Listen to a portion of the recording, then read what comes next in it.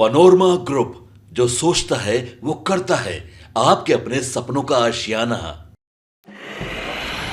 पिछले कई दिनों से नेपाल में लगातार बहुत अधिक बारिश हो रही थी और सभी जानते हैं कि नेपाल का जो हम लोगों का जुड़ा हुआ इलाका है, ख़ास तौर से जो गंडक से लेके बागमती से लेके कोसी तक, उसका जल अधिग्रहण क्षेत्र नेपाल में पड़ता है और उसमें अगर बहुत अधिक बारिश होती है। नमस्कार, आप देख रहे हैं सिटी पोस्ट लाइव और मैं हूं आपके साथ हर्षिता प्रताप सिंह।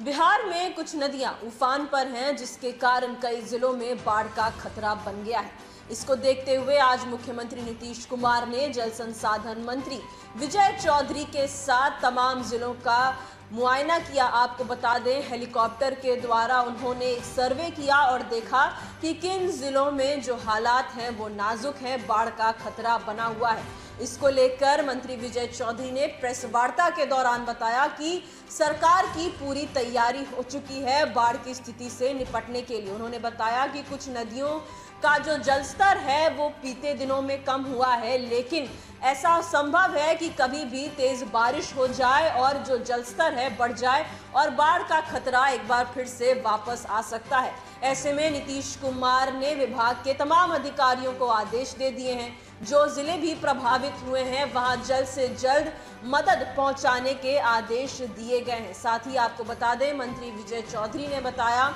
कि कई ऐसे इलाके हैं जहां जब जलस्तर कम होने लगेगा तो कटाव के कारण लोगों को परेशानी होगी और जो लोग भी इस तरीके के परेशानी से जूझ रहे हैं उन्हें बिहार सरकार द्वारा लगातार मदद पहुंचाई जा रही है। नीतीश सरकार ने अधिकारियों को भी इस मामले को लेकर तमाम आदेश दे दिए हैं। मुख्यमंत्री नीतीश कुमार ने आज खुद हेलीकॉप्टर से सर्वे किया है, जिसकी पूरी जानकारी मंत्री विजय चौधरी दे रहे थे और किस तरीके से जो लोग इस कारण प्रभावित हुए हैं उन्हें सरकार कैसे मदद पहुंचाएगी, इसको लेकर क्या कुछ कहते नजर आए हैं जल संसाधन मंत्री विजय चौधरी। हम आपको छोड़े जाते हैं उनकी बातों के साथ। पिछले कई दिनों से नेपाल में लगातार बहुत अधिक बारिश हो रही थी और सभी जानते हैं कि नेपाल का जो हम लोगों का जुड़ा हुआ इलाका है, ख़ास तौर से जो गंडक से लेके बागमती से लेके कोसी तक, उसका जल अधिग्रहण क्षेत्र नेपाल में पड़ता है और उसमें अगर बहुत अधिक बारिश होती है तो स्वाभाविक रूप से जलस्राव काफ़ी बढ़ जाता है। और इस बार जो पिछले 3-4 दिनों में जो जलस्राव की मात्रा बढ़ी, ये समझिए कि लगभग 15-20 वर्षों का रिकॉर्ड था एक तरह से, क्योंकि अभी जो कल पर कल तक गंडक में 4,40,000 क्यूसेक का डिस्चार्ज आ गया। ये समझिए पिछले कई वर्षों में, ये 2004 के बाद से इतना पानी कभी नहीं आया था। तो स्वाभाविक रूप से जब इतना मतलब वॉल्यूम में पानी आता है तो हमारे तटबंधों पर दबाव बढ़ता है और गंडक के तटबंध पर और कोसी में भी काफ़ी तेज़ी से पानी बढ़ा और कोसी में भी लगभग 4 लाख का 3,97,98,000 क्यूसेक का जलस्राव आ गया, जिसके कारण कोसी में भी बढ़ते जल स्तर से हमारे तटबंधों पर दबाव बढ़ा। लेकिन हमारे अधिकारी शुरू से ही वहाँ पर स्थल पर मौजूद थे, अपने तटबंध की लगातार निगरानी कर रहे थे और जो भी बाढ़ संघर्षात्मक कार्य के लिए आवश्यक सामग्री है वो हम लोगों ने समय रहते, जो भी आक्राम्य स्थल हैं जिसको हम लोग वल्नरेबल स्पॉट्स कहते हैं, वहाँ पे हम लोगों ने मतलब उसका स्टॉक जमा करके रखा है। हम मुख्यमंत्री के आभारी हैं कि कल उन्होंने अपने स्तर पर समीक्षा की और आज उन्होंने स्वयं ये जो बढ़ते हुए जल स्तर का इलाका है, खासतौर से गंडक नदी से या गंडक प्रणाली से संबंधित उस पूरे क्षेत्र का उन्होंने हवाई सर्वेक्षण किया है। और इस तरीके से पटना से चल के सारण, गोपालगंज, पूर्वी चंपारण, पश्चिमी चंपारण, इसके हर क्षेत्र को हम लोग देखते गए। फिर वहाँ वाल्मीकि नगर बराज के पास हम लोग उतर कर बराज पर जो जलस्राव आ रहा था, डिस्चार्ज आ रहा था, उसका भी हम लोग मुख्यमंत्री जी ने निरीक्षण किया और फिर वहाँ पर बैठ के सभी विभाग के वरिष्ठ पदाधिकारियों से बात की। कुमार जी भी थे,